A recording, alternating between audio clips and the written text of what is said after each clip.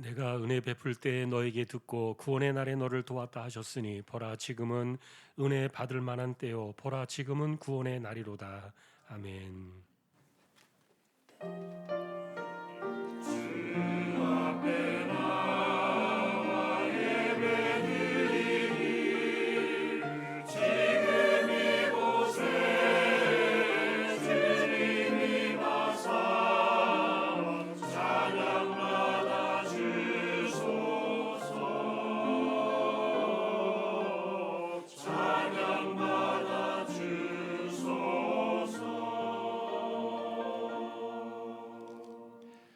하나님을 예배합니다. 오늘도 저희들을 예배자로 세워주셨습니다.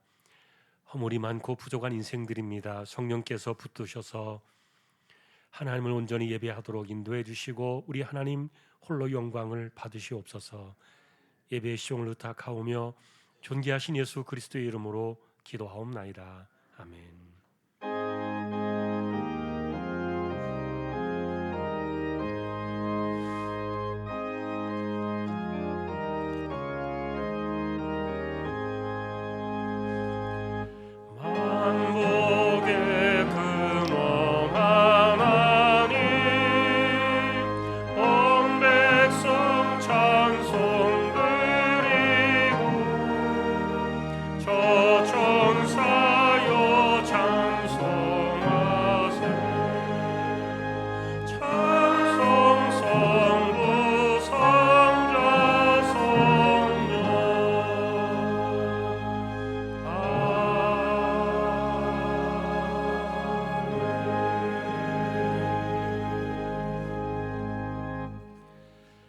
하늘에 계신 우리 아버지여, 이름이 거룩히 여김을 받으시오며 나라의 마옵시며 뜻이 하늘에서 이루는 것 같이 땅에서도 이루어지이다. 오늘날 우리에게 일용할 양식을 주옵시고 우리가 우리에게 죄지은 자를 사하여 준 것 같이 우리 죄를 사하여 주옵시고 우리를 시험에 들게 하지 마옵시고 다만 악에서 구하옵소서. 대개 나라와 권세와 영광이 아버지께 영원히 있사옵나이다. 아멘.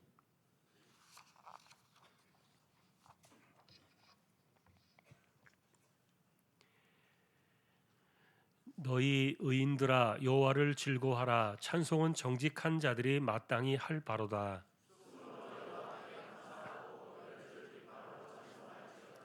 새 노래로 그를 노래하며 즐거운 소리로 아름답게 연주할지어다.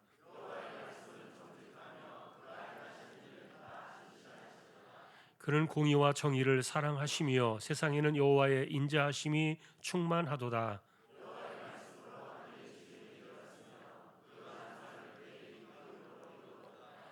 그가 바닷물을 모아 무더기같이 쌓으시며 깊은 물을 곳간에 두시도다.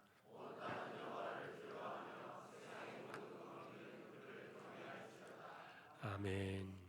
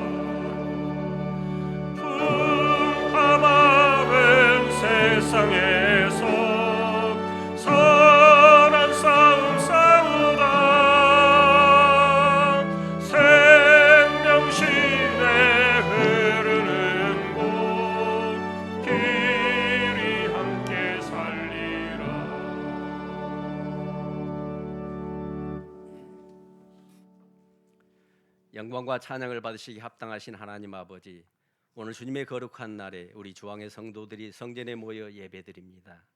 우리의 정성과 뜻을 모아 드리는 예배를 받으시고 온 마음으로 예배에 참여한 우리 모두에게 크신 은혜를 내려주시기를 원합니다. 하나님, 우리의 잘못과 죄를 고백하오니 씻겨 주시고 용서해 주시기를 간구합니다. 항상 우리는 말씀대로 살기를 원하지만 연약한 우리의 마음과 생각들이 하나님을 멀리하고 우리 마음대로 행할 때가 많습니다. 이 세상만이 우리의 전부인 것처럼 생각하고 하나님을 잊어버리고 본능적이고 이기적으로 살 때가 있음을 고백합니다. 주님께서 이 땅에 오신 것은 영원한 하늘나라에 우리의 영원히 사는 구원을 주시기 위함을 잊지 않고 살아가는 우리 모두 되게 하여 주십시오. 하나님, 우리나라를 위해 기도합니다. 코로나 이후 세계는 신냉전으로 재편되어 가는데 우리나라가 현명한 국제 외교와 국가의 역량들을 잘 발휘할 수 있도록 대통령을 비롯한 위정자들에게 지혜와 능력을 주시기를 기도합니다. 대통령에게 통합과 협치의 정치를 할 수 있도록 열린 마음과 올바른 판단으로 국가와 국민을 위해 일하게 하여 주시기를 기도합니다. 국민에게 임받아 정해진 임기 동안의 권력을 사유화하거나 공정하지 않고 잘못되게 사용하지 않도록 하시고 부자와 권력을 가진 사람들보다 노동자와 가난하고 소외된 사람들과 어렵고 불쌍한 사람들에게 더 많이 관심을 갖고 돌아보게 하시며 이 땅의 민주주의가 후퇴하지 않게 되기를 원합니다.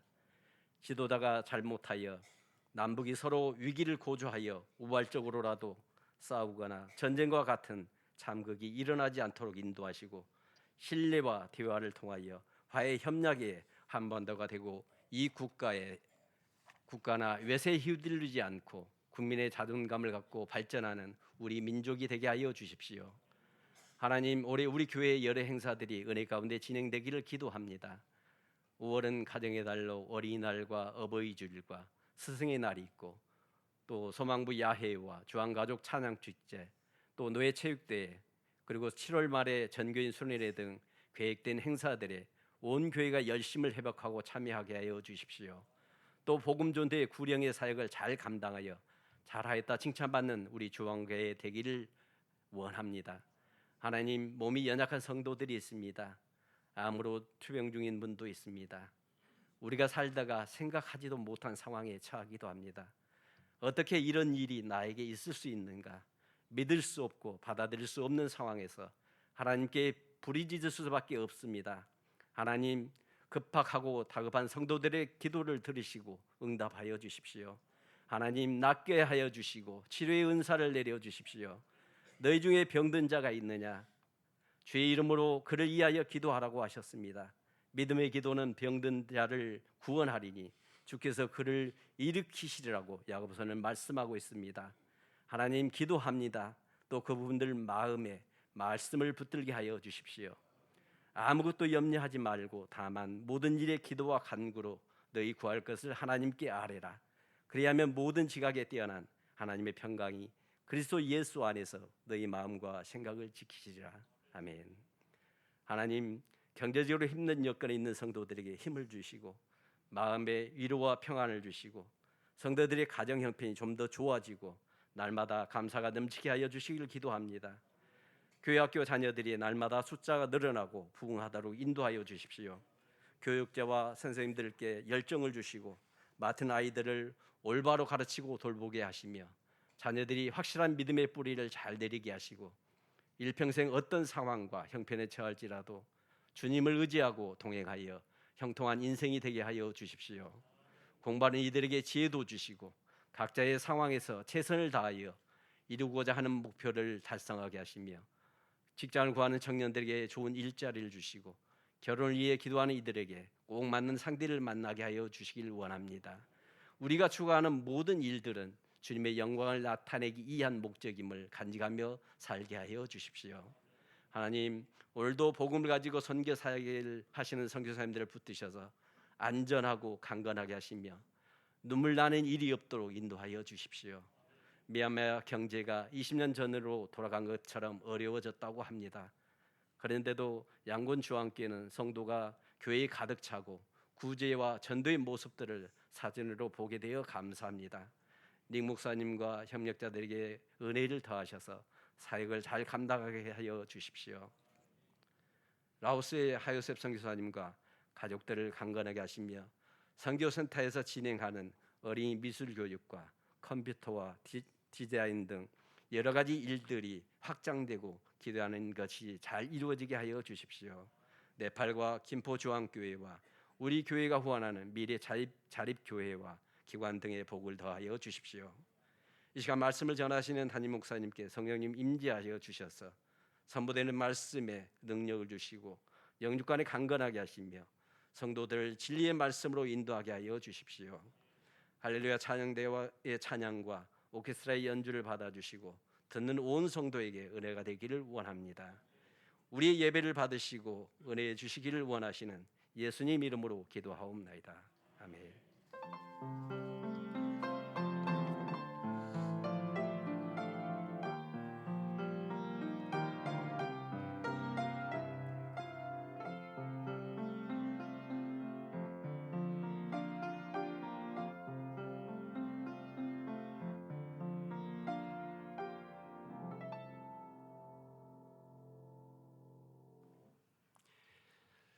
오늘 말씀은 두 곳을 보겠습니다. 먼저 잠언 17장 6절을 읽고 시편 37편은 제가 봉독을 하겠습니다. 먼저 잠언 17장 6절 함께 찾으셔서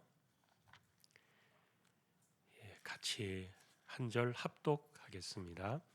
손자는 노인의 면류관이요 아비는 자식의 영환이라. 아멘. 시편 37편 25절 26절은 제가 봉독하겠습니다. 내가 어려서부터 늙기까지 의인이 버림을 당하거나 그의 자손이 걸식함을 보지 못하였도다. 그는 종일토록 은혜를 베풀고 꾸어주니 그의 자손이 복을 받는도다. 아멘. 교회 소식입니다. 주보 12쪽 같이 보아주시기 바랍니다. 이번 주 성경 읽기는 역대상 20장에서 역대하 13장까지가 되겠습니다. 어제까지 정립된 낙헌nem을 2190만 684원 45.66% 정립이 되었습니다. 이번 주 토요일에 소망부 야유회 있습니다. 참조해 주시고요. 그리고 돌아오는 주일날 오후에는 주한가족 찬양대회가 또 있겠습니다. 다른 내용들은 주보를 자세히 여러분들이 보아주시기 바랍니다. 오늘 아래 광고는 솔테크 박재구 집사님 사업장이 또 소개되었습니다. 기도해 주시기 바랍니다. 이제 하나님 앞에 예물을 드리는 시간입니다. 정성껏 준비하신 예물을 하나님께 드리겠습니다.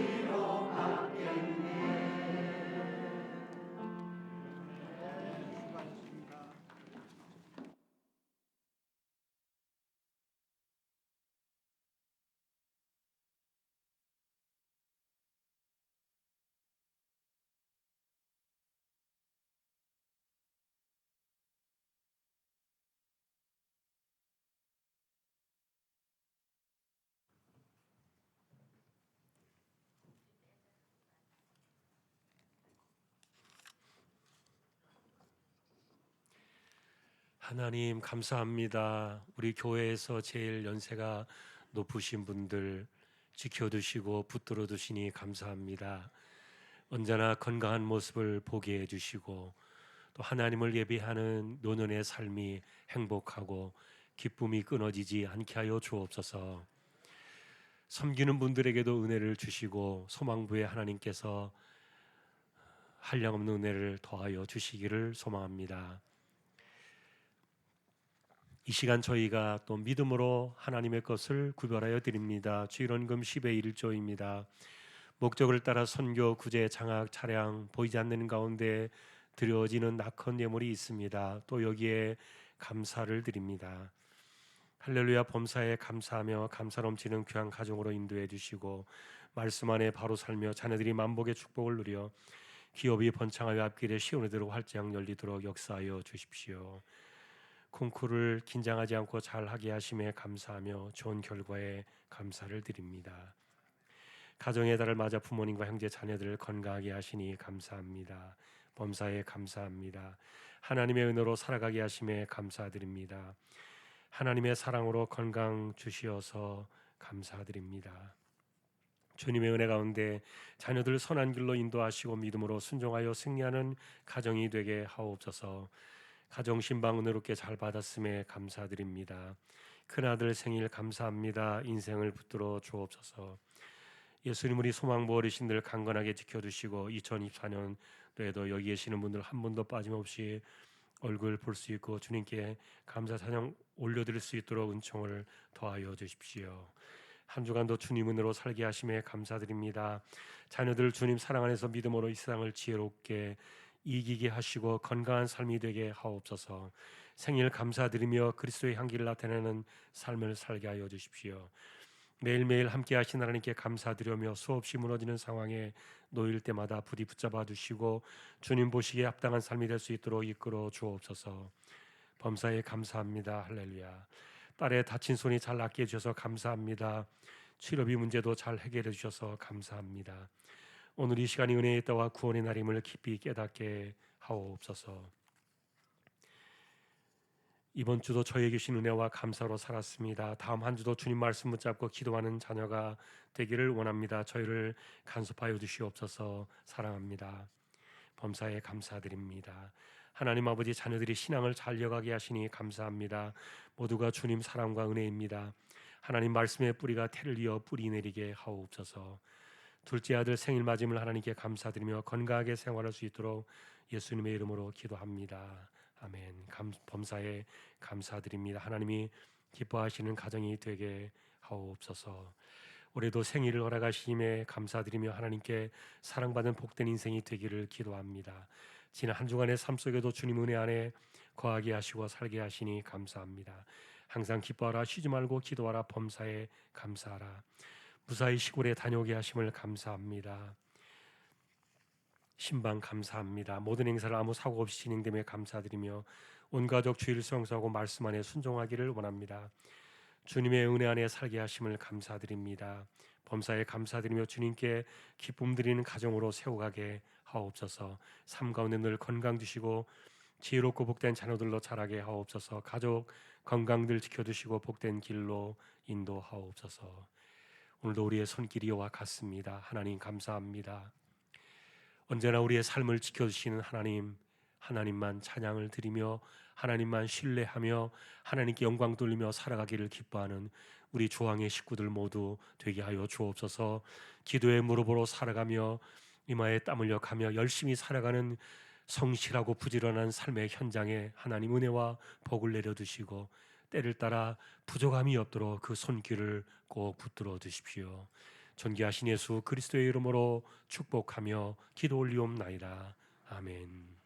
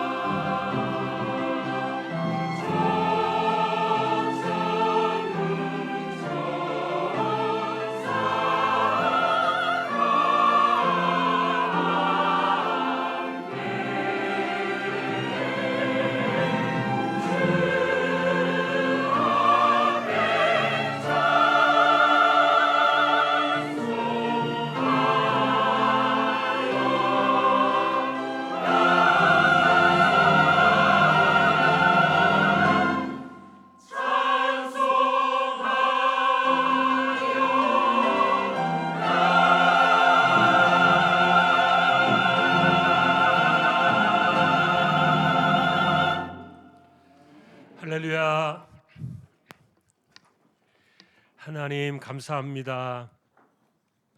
오늘도 귀한 종들을 세워주셨습니다. 영광을 받으시니 감사합니다. 하나님, 이제 저희가 말씀 앞에 서려고 합니다. 부족한 종과 저희 모두를 말씀으로 붙들어 주십시오. 존귀하신 예수님의 이름으로 기도합니다. 아멘. 평안하셨습니까? 오늘도 말씀 앞에 서게 된 저와 여러분들에게 주님의 평강이 함께 하시기를 예수님의 이름으로 축복합니다. 오늘은 가정 3대 소원에 대한 말씀을 상고해 보려고 합니다. 그것은 부모의 소원이 되겠고 또 우리의 소원이 될 겁니다. 여러분, 자식들에게 부모는 어떤 분이십니까?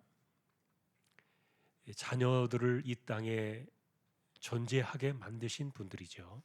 내가 이 땅에 있게 하신 분들. 그리고 평생의 자녀들을 가슴에 묻고 살아가는 분들, 그분들이 부모이실 겁니다. 오늘은 두 곳의 본문을 찾았습니다. 첫 번째는 잠언이었는데, 손자는 노인의 면류관이요 아비는 자식의 영화라. 여러분이 구절은요, 신앙 3대를 이어가는 행복한 집안의 상징적인 구절이에요. 노인의 면류관이 손자라는 이 말은 손자가 할아버지 할머니의 머리에 그 인생의 면류관을 씌울 것이다, 그런 의미를 갖고 있어요. 아비가 자식의 영화라는 말은 자식의 자랑이 아버지다. 다시 말하면 자식이 아버지를 자랑스러워한다, 그런 가정을 이야기해 주는 겁니다. 이런 집안은 신앙 3대에 걸쳐서 행복한 가정으로 세워져 가는 모습이 분명한데, 사실 여러분, 자손 3대를 이어서 이 신앙의 삶을 이어간다는 것이 참 쉽지 않아요. 그리고 노인의 때에 그 손주들의 그 신앙의 삶을 바라볼 수 있다는 것도 쉬운 일은 아닌데, 사실 우리 주변에서도 이렇게 손자들이 노인에게 면류관이 되고 아비가 자식에게 자랑거리가 되는 이런 3대째 신앙을 이어가는 이런 가정의 모습들을 찾아볼 수 있을까? 쉽지는 않은데, 그럼에도 불구하고 오늘 우리는 이 첫 번째 주제의 말씀을 바라보면서 할아버지, 아버지, 손자의 이 3대의 신앙을 이어서 믿음의 대를 이어가는 일을 우리는 포기하지 말아야 되겠다. 이것이 오늘 우리의 소원이 되어야 되겠다. 그런 마음에서 첫 번째 잠언을 보게 되었습니다. 여러분, 성경 속에서 그나마 이상적으로 보여주는 3대 가정을 우리가 살펴본다면 아브라함, 이삭, 야곱이라고 말할 수 있을 거예요. 비록 이삭은 아버지 아브라함의 신앙에는 턱없이 미치지 못했어요. 아브라함이 워낙 믿음의 거장이다 보니까. 그래서 그림자만 따라가도 그만큼 했다, 이런 생각이 드는데, 하지만 여러분, 손자였던 이 야곱에게서는 노인의 면류관이 되었다는 말씀이 딱 맞아요. 왜냐하면 아브라함이 받았던 그 약속, 그것이 손자였던 야곱에게서 비로소 12지파가 나오고 언약 백성이 거기에서 시작이 되었어요. 아브라함의 약속이 꽃을 피웠다는 말입니다. 다만 우리가 가족의 관계를 살펴볼 때 야곱은 그렇다면 아버지 이삭을 자랑스러워했을까? 이것은 약간 의문이에요. 여러분, 우리는 이삭이 인간적인 고집에 죽을 때까지 사로잡혀 가지고 야곱이 70살이 넘도록 장자의 축복을 주지 않았을 뿐더러 야곱이 아니라 에서에게 끝까지 축복하려고 했던 그 일 때문에 야곱은 아마도 평생에 아버지 때문에 상처를 깊이 받지 않았을까? 그러다 보니까 사실 슬픈 역사입니다만 야곱은 70살이 넘어서 축복을 받고 집을 떠난 그 이후로 다시는 아버지의 얼굴을 보지 않아요. 그리고 아버지가 죽었을 때 비로소 장례식장에 나타나서 마지막 장례를 치르는 모습을 보게 돼요. 그런 것들을 생각해 보면은 야곱이 아버지 이삭을 자랑스러워하지 않았다는 이런 슬픈 교훈은 우리에게도 도전적으로 남아 있습니다. 자, 그러나 반면에 여러분, 야곱에게 요셉은 아버지를 자랑스러워했던 아들로 손색이 없었습니다. 야곱과 요셉의 가정사를 생각해 볼 때 야곱이 세상에서 받았던 가장 큰 축복은 당연히 죽은 줄로 알았던 아들을 20년 만에 만난 사건일 거예요. 그 당시에 야곱은요, 아들 요셉이 짐승에게 찢겨서 죽었다는 말을 듣고 모든 위로를 거부합니다. 그리고 그 슬픔이 지옥에 내려간 것 같았다. 그렇게 기록이 남겨져 있는데, 우리말로 하면은 요셉을 잃었을 그날에 억장이 무너져 내렸다는 겁니다. 그런데 이렇게 무너졌던 그 인생을 다시 올려 세운 사건이 사실은 20년 만에 다시 만난 아들 요셉이었어요. 저는 그래서 이런 생각이 듭니다. 누가 잘해서 이 엄청난 축복을 주셨을까? 야곱이었을까? 아니면 요셉이었을까? 하나님께서는 누구의 소원을 더 들어주신 것이었을까? 제가 생각할 때는 둘 다 참 잘했다 그런 생각이 듭니다만, 비록 야곱이 요셉을 너무 많이 편애해서 형제들의 반감을 샀던 것은 여러분들도 아실 거예요. 그러나 아버지가 요셉에게 그만큼 집중을 했다는 말은 아들 요셉을 향한 아버지의 소원이 그만큼 컸다, 그런 반증일 거예요. 아들이 12명이나 있었지만 그래도 아들들을 보는 아버지의 눈은 있는 거니까 요셉은 어릴 때부터 떡잎이 남달랐던 거예요. 단순하게 그의 모친이었던 라헬을 더 많이 사랑해서 그랬다고만은 볼 수 없는 이유들이 있는데, 예를 들면 여러분, 사람들은 자기가 하는 만큼 이쁨을 받습니다. 요셉 역시 아버지에게 큰 기대와 소원을 걸게 하는 아들이었기 때문에 이런 마음을 갖고 있는 그 아들을 향한 아버지의 소원이 이게 성경에도 증거로 남아 있어요. 예를 들면 요셉이 어린 시절에 꿈 이야기를 했을 때 그것을 들은 형들은 시기 질투를 했지만, 그러나 야곱은 그 말을 깊이 가슴에 간직해 두었다. 그러니 12아들이 다 내 자식이지만 요셉을 향했던 야곱의 소원은 누구보다 더 컸을 거라는 말인데요. 이런 점에서 20년 만에 죽었다고 생각되어진 그 아들 요셉을 다시 만나게 된 그 축복은 하나님께서 야곱의 소원을 생전에 이루어 주셨구나. 너무도 큰 선물이다.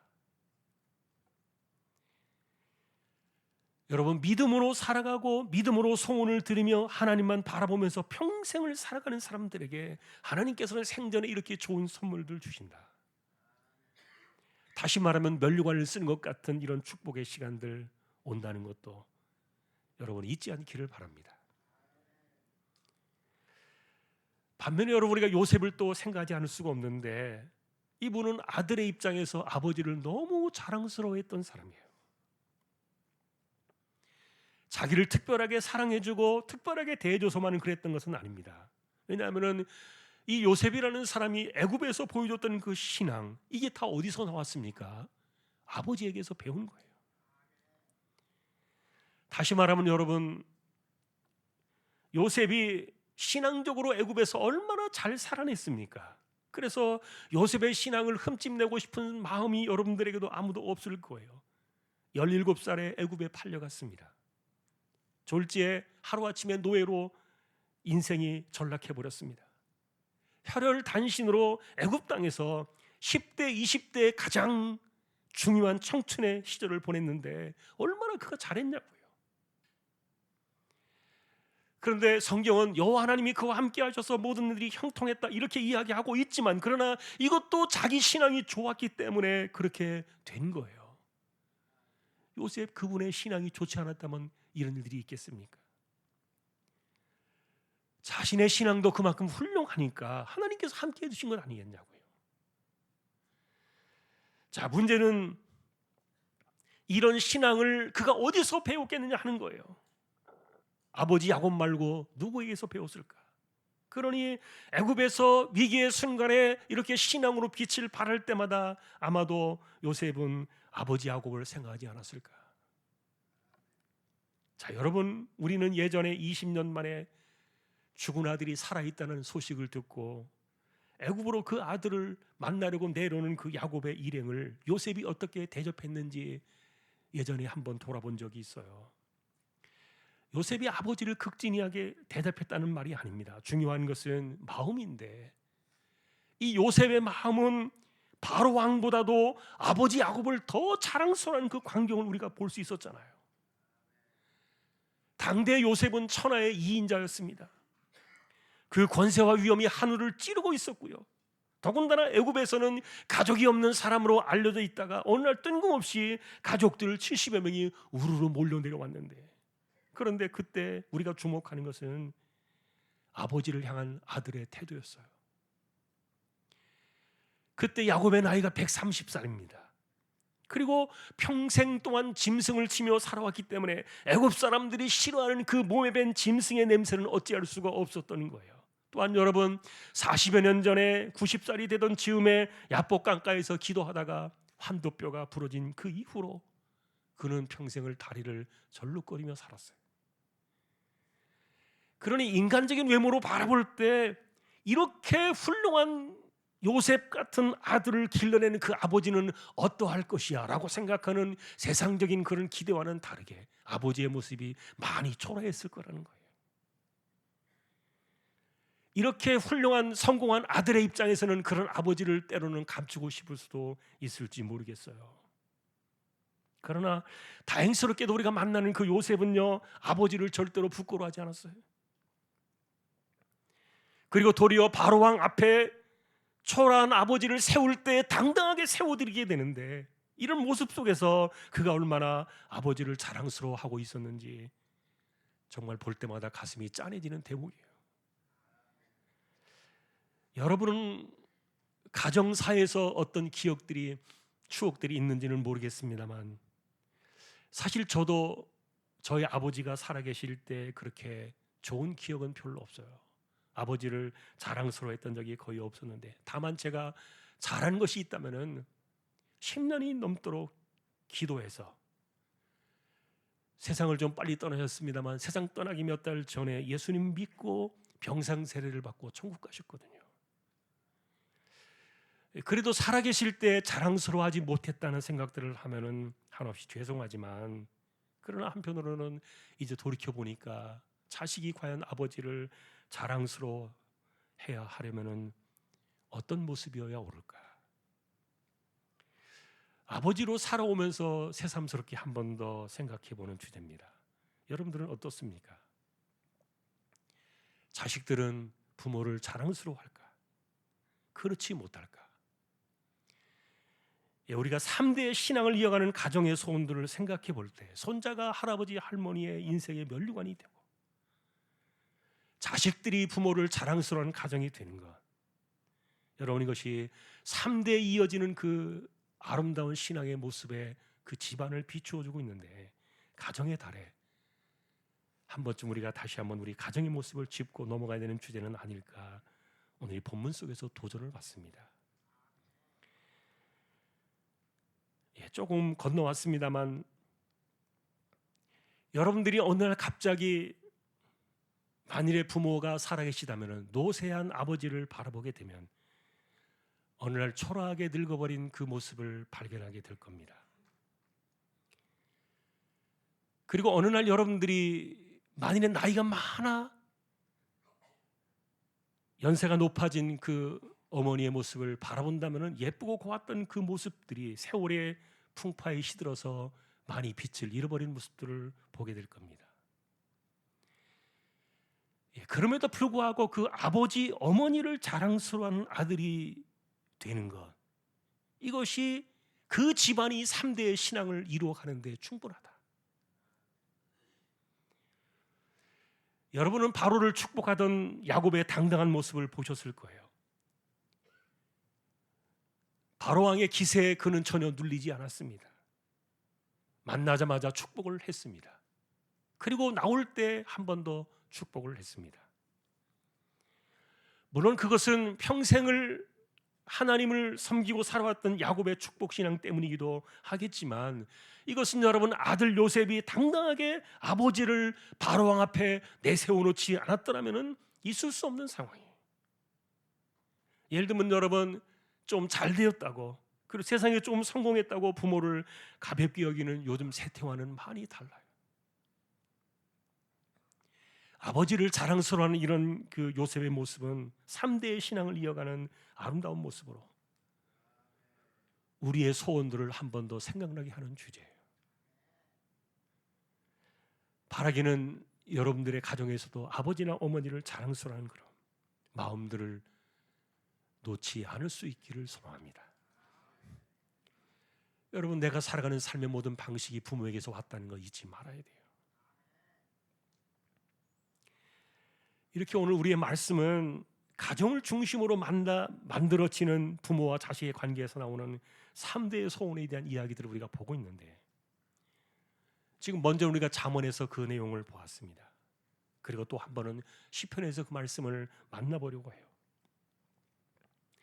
지금 보신 이 잠언 17장 6절은 신앙의 3대 집안을 이어가는 그 모습을 그려낸 구절이다, 이렇게 말씀을 드렸는데, 하나님을 경외하는 가정, 그리고 하나님을 섬기는 것을 지혜의 근본으로 삼는 가정, 그들이 그려내는 모습이 바로 이것이었던 거예요. 손자가 노인의 면류관이 되고 부모가 자식의 자랑이 되는 가정이다. 자, 그래서 한 번 더 우리가 한 가지 더 우리가 짚어본다면은, 자식들이 부모를 자랑스러워한 일에 대해서는 무슨 이유가 있겠습니까? 그래도 부모의 입장에서 우리가 생각할 때, 그래도 그래, 내 자식들이 나를 자랑스러워하는 부모가 되어야 하지 않을까.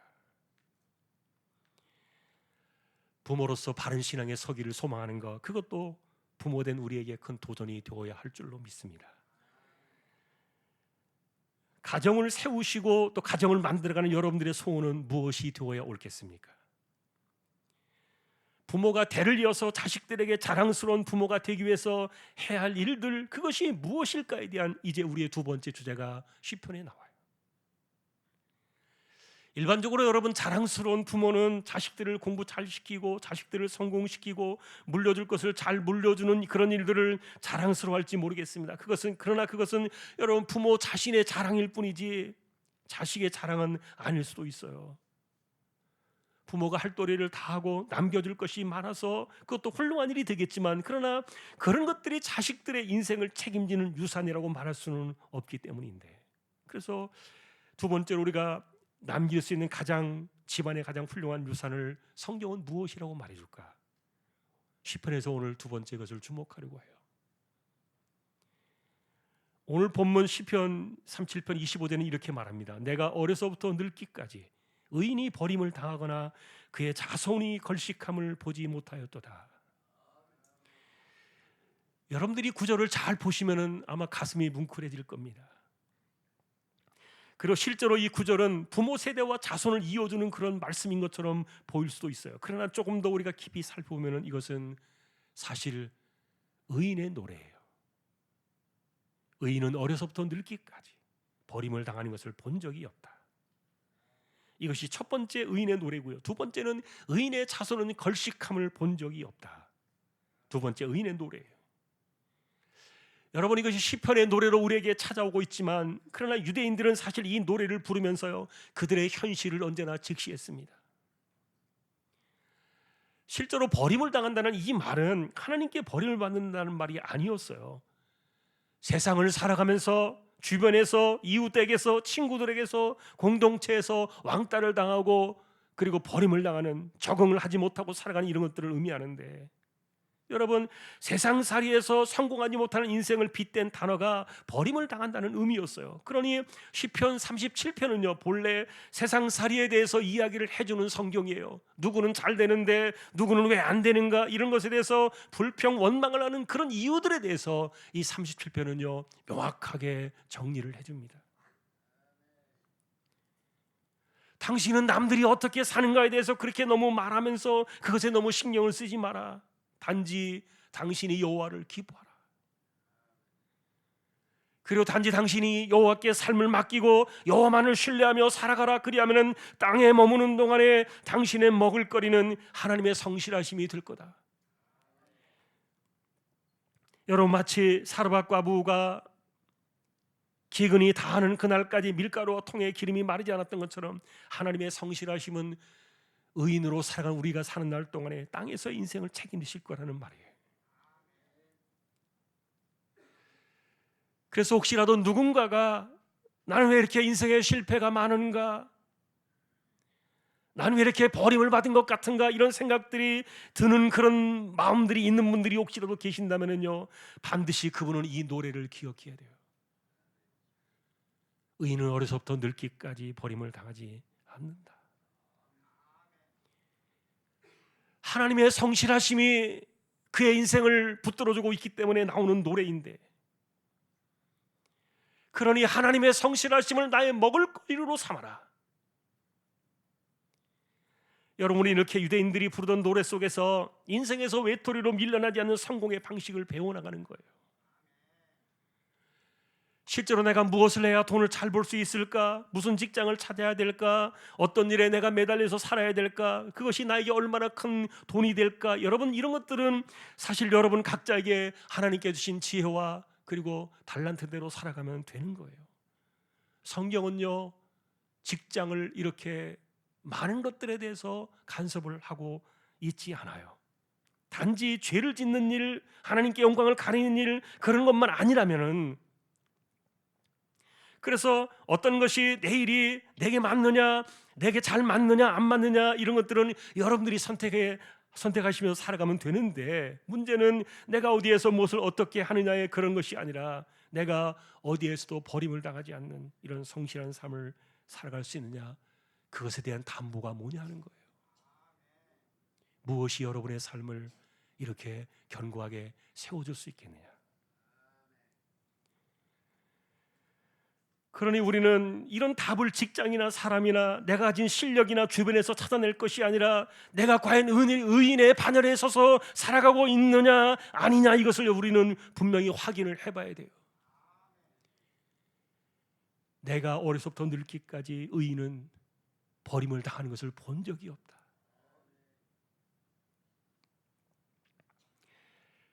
다시 말하면 여러분, 아무리 좋은 말씀도 내가 진심으로 믿지 못하면 소용이 없는 것 아실 거예요. 그러나 여러분이 성경 한 구절이 만일에 여러분들의 믿음의 평생에 하나님의 성실하심을 내 인생의 먹을거리로 삼을 수 있는 신실한 믿음의 삶, 의인의 삶으로 살아간다면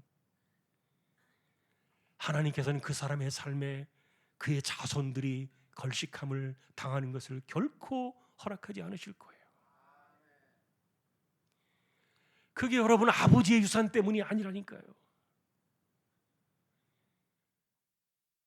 우리가 살아가면서 하나님 앞에 드려지는 그 의인의 신앙 때문에 우리의 자손들이 걸식하는 그런 자손들이 없을 것이라는 약속인데, 실제로 여러분 아버지의 믿음 때문에 그 자손들이 어려움을 당할 때에도 건짐을 받는 일들이 구약성경 열왕기에도 곳곳에 나와요. 혹시라도 잘못해서 자손들이 걸식할 수밖에 없는 그런 상황에 놓인다 할지라도 그들을 건져내시는 그 하나님의 손이, 하나님의 성실하심이 의인의 손을 붙드는 것을 볼 수 있는 거예요.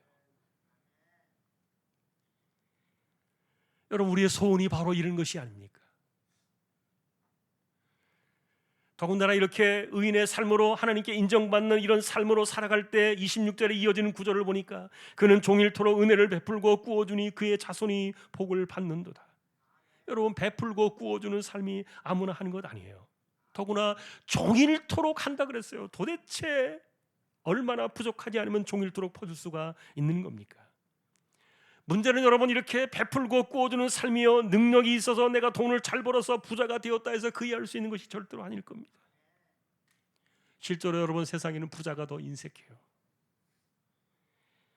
그러니 베풀고 꾸어주는 사람들 가운데 이들을 보면은요, 도리어 그들의 어려운 가운데서 마음이 더 풍성하고 너그럽게 살아가는 모습들을 우리가 발견할 수가 있는데, 이것은 여러분, 하나님 앞에 살아가는 은혜의 사상 때문에 그래요.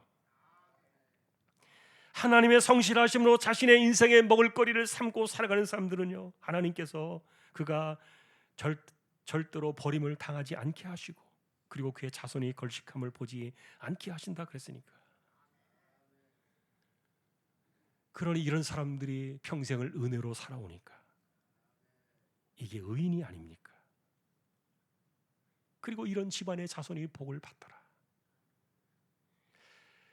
여러분, 그래서 이제 오늘 우리가 이 말씀을 정리해 보면서 우리가 집안에 이렇게 3대 소원을 이루어 가기를 원하면서 내가 지금 나의 삶을 돌이켜 볼 때 나는 의인의 모습으로, 그리고 이 말씀대로 내가 서 있는가, 우리가 한번 생각해 볼 필요가 있는데, 사실 이 시편 37편 25절의 핵심의 그 구절은 의인이라는 단어예요. 다시 말하면 과연 나에게 의인이라는 단어를 나는 쓸 수 있을까? 여러분, 소돔과 고모라 성은 의인 10명이 없어서 망했습니다. 바울은 로마서에서 말하기를 의인은 없나니 하나도 없다, 그렇게 전해 주었습니다. 그래서 이 의인이라는 단어 자체가 우리하고는 좀 거리가 멀지 않나, 이렇게 솔직하게 판단할 수 있을지 모르겠어요. 그러다 보니까 어떤 사람들은 이 구약에서 말하는 의인과 신약에서 말하는 의인이 다르다, 이렇게 이야기하면서 구약의 의인은 정말 자신의 인생을 들여서 행실과 삶으로 의인의 모습을 살아낸 사람들이라고 그렇게 이야기하고 있지만, 그러나 신약의 의인은 그리스도의 피로 거듭난 심령들 모두를 이야기하는 것이기 때문에 우리는 그 자체로 의인이니까 이 노래는 내 것이다, 여러분의 것이다, 이렇게 마치 37장 25절을 선물 주듯이 이렇게 주는 그런 사람들의 이야기도 들어보았는데, 그러나 틀렸습니다. 그런 의인의 방식은 우리가 구원을 이야기할 때 쓰는 방식이지, 우리가 신앙적인 삶을 통해서 복을 받느냐 아니냐의 문제는, 그런 의인의 이야기는 구약을 따라가야 돼요. 그러니 우리가 지금 생각하는 우리 가정에 정말 하나님께서 복을 내리시는, 대를 이어서 복을 주시는 그런 의인의 모습으로 살아가는 것이 우리의 가정의 소원이 되기를 원한다면, 이 37편에서 두 개의 희망을 우리에게 주고 있어요. 첫 번째는 3절에 보니까 여호와를 의뢰하고 선을 행하라. 사실 이것은 여러분, 여호와를 의뢰한다는 말은 내가 여호와를 굳게 붙잡고 평상시에 살아가고 있느냐에 대한 진실의 문제인데, 또 그리고 여러분 일상 속에서 나는 정말 선하게 살아가고 있는가에 대한 그런 문제를 짚어보는 것인데, 그런데 사실은 이 시편에서 우리에게 말해주는 필연의 관계는 이런 게 하나 있어요. 여러분, 여호와를 정말 진실로 의뢰하고 그리고 굳건한 믿음으로 살아가는 사람들은요, 그 사람의 삶을 보면요 굉장히 선해요. 착하다는 말이에요. 반면에 하나님과 상관이 없는 삶을 살아가는 사람들을 바라보면은 굉장히 거칠고 악해져 있는 것들을 볼 수가 있어요. 왜 이런 차이가 있는 것입니까? 하나님을 신뢰하고 하나님을 믿고 하나님의 성실하심을 나의 먹을거리로 삼고 살아가는 사람들은요, 매사에 하나님을 신뢰하기 때문에 그 사람들은 악해질 이유가 없어요. 그러나 하나님이 없이 자신의 힘으로 이 땅을 살아가야 되는 그런 사람들은요, 매사에 부딪혀야 되고 매사에 싸워야 되고 매사에 투쟁하듯이 인생을 살아가야만 하기 때문에 인생이 거칠어질 수밖에 없는 거예요. 그러니 만일에 여러분들이 지금의 모습을 솔직하게 비추어 볼 때, 나는 정말 많이 지금 거칠어져 있다, 나는 지금 너무 싸나워져 있다, 만일에 그렇다면 여러분들은 하나님을 의뢰하며 사는 일에, 이런 신실한 믿음의 사건 속에 여러분들은 지금 곁길로 벗어나 있는 거예요. 우리가 복 있는 의인의 자리로 돌아가려고 한다면 반드시 하나님만을 굳게 의지해야 되는데, 이것은 내 마음으로, 생각으로, 그리고 내 삶에서 비추어지는 그 모든 것 속에서 전심을 다해서 우리는 하나님을 의뢰하고 선한 삶을 살아가야 돼요. 두 번째로, 우리의 가정이 의인의 가정이 되기를 소망하는 그런 사람들에게는 37장 4절에 보니까 여호와만을 기뻐하라. 그리하면 그가 너의 소원을 이루어 주시리라.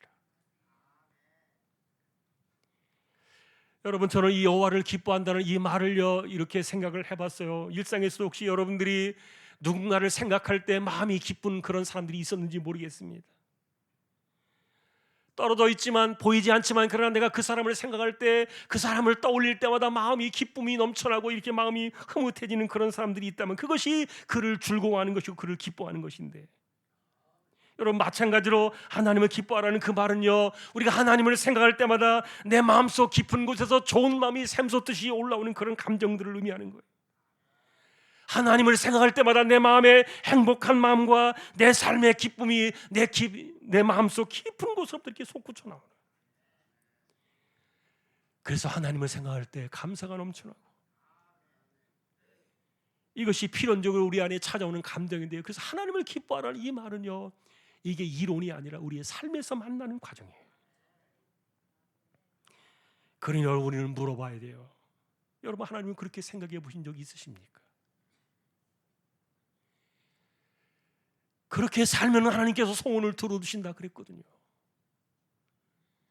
이게 저의 말이 아니라 하나님의 약속입니다. 그러니 우리는 이 복받는 가정을 세우기 위해서, 신앙의 3대 집안을 세우기 위해서 우리는 이런 것들을 배워나가야 되는데, 정말 착한 마음으로 하나님만을 의뢰하며 살아야 돼요.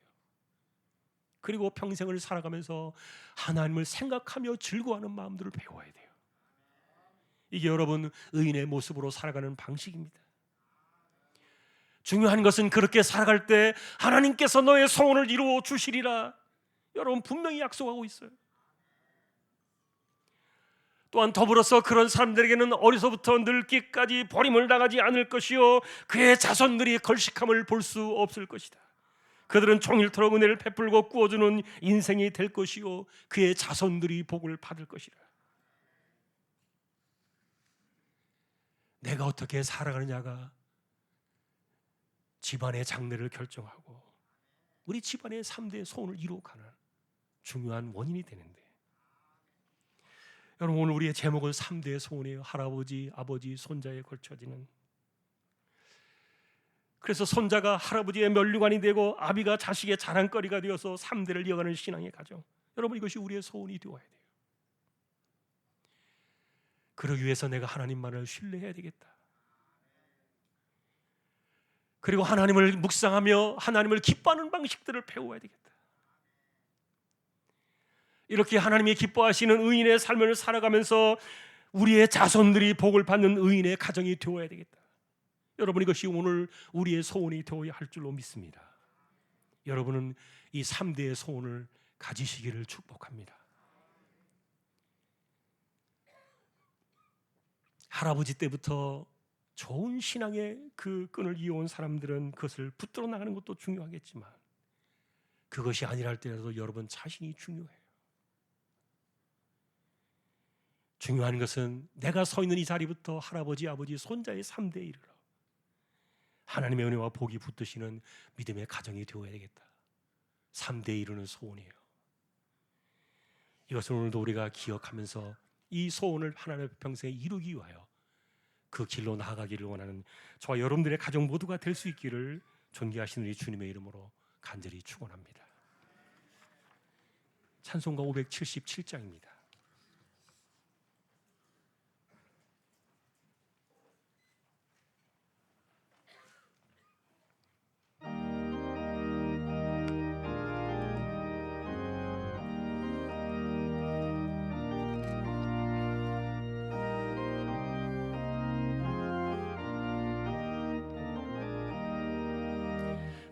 낳으시고 길러주신 어버이의 큰 사랑, 바다보다 넓으시고 산보다 더 높은 사랑, 하나님을 경외하시오. 크신 사랑, 내게 주신 크신 은혜, 하나님을 찬양하세. 주님 은혜 감사하며 영광 찬양 할렐루야. 힘들거나 괴로울 때 기도하신 어버이, 즐거운 일 함께 웃고 기뻐하신 그 얼굴이 긴 시간 흘렀으나 마음속에 남았구나. 내게 주신 크신 은혜, 하나님을 찬양하세. 주님 은혜 감사하며 영광 찬양 할렐루야. 재미있게 가르치신 귀한 성경 말씀이 기쁜 노래 찬양하며 예배드린 그 시절이 지금 와서 생각하니 어찌 평생 잊으리까. 내게 주신 크신 은혜, 하나님을 찬양하세. 주님 은혜 감사하며 영광 찬양 할렐루야. 아멘.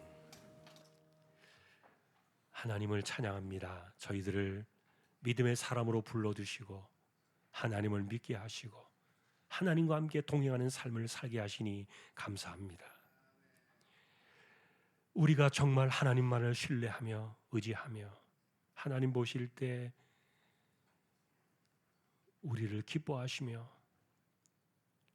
또한 약속의 말씀과 같이 3대째 이르러가는 신앙의 집안을 만들어 갈 수 있는 그런 복된 집안이 되도록 우리를 붙들어 주시고 긍휼히 여겨 주시고 우리를 하나님 지켜 주시기를 소망합니다.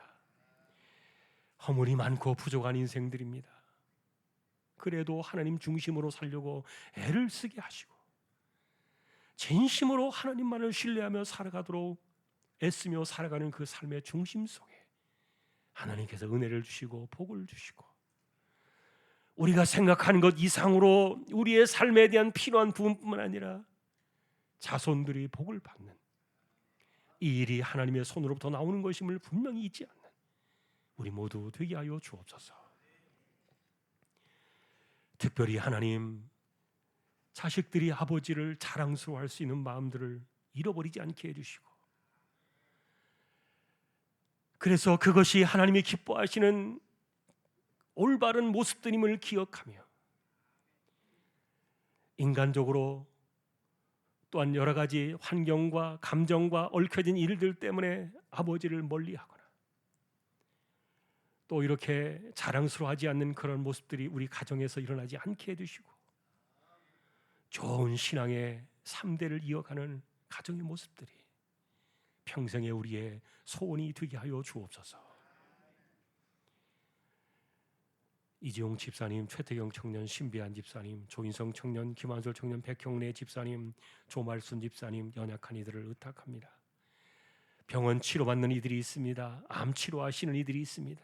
지병을 앓고 있는 분들이 있습니다. 하나님 긍휼히 여겨주시고 붙들어 주시고 오늘도 그들의 심령과 육신을 하나님께서 강건하게 붙들어 주십시오. 연세 많으신 분들 기력을 더해 주시며 맑은 정신 총기가 흐려지지 않게 하시고 이 땅을 살아가면서 하나님 앞에 평생에 예배하며 살아가는 기쁨을 잃지 않도록 하나님 은혜를 더하여 주옵소서. 주일학교를 지켜주시고 교회 안팎을 돌아보아 주시며 또한 선교지와 개척된 교회와 세우신 주님의 종을 지켜주시고 우리 교회가 준비하고 있는 행사들 가운데 하나님 함께 하셔서 영광을 받으시고 우리의 마음들이 하나님께 드려지며 공동체로서 지체로서 살아간 일에 부족함이 없도록 우리 조항의 가족들을 꼭 주장하여 주십시오.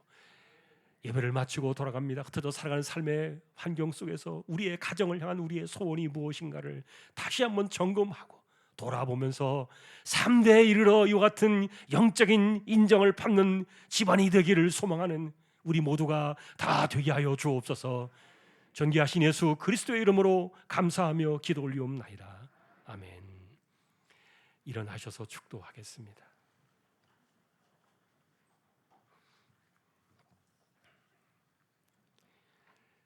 십자가의 피로 우리에게 영원한 생명을 주신 우리 주님 예수 그리스도의 은혜와 하나님 아버지의 사랑과 성령님의 감화 감동 위로 인도 교통 충만하심이 가정을 바라보며 3대의 신앙에 대한 거룩한 소원을 품고 평생에 그렇게 세워지기를 소망하는 우리 모든 심령들 조항의 가족들 위해 이제로부터 영원까지 항상 함께 있을지어다. 아멘. 이것이 나의 간증이요 이것이 나의 찬송일세 나 사는 동안 끊임없이 구주를 찬송 구주를 찬송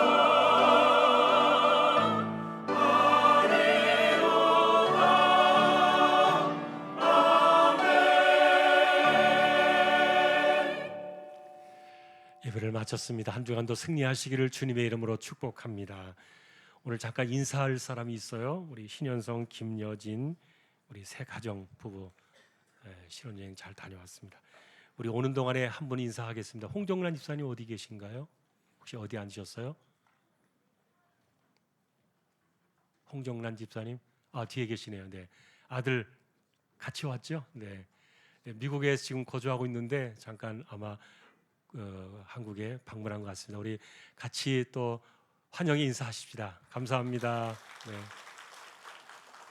네, 건강하게 잘 보시고 또 미국에서도 승리하시기를 바랍니다. 현성이 우리 여진이 우리 교회 같은 식구들인데 가정을 이루었습니다. 누구보다 다 더 잘 살 겁니다. 네, 여러분 또 축하해 주시고요. 그리고 또 격려 많이 해주시면 좋겠습니다. 제가 한 번 더 기도할게요.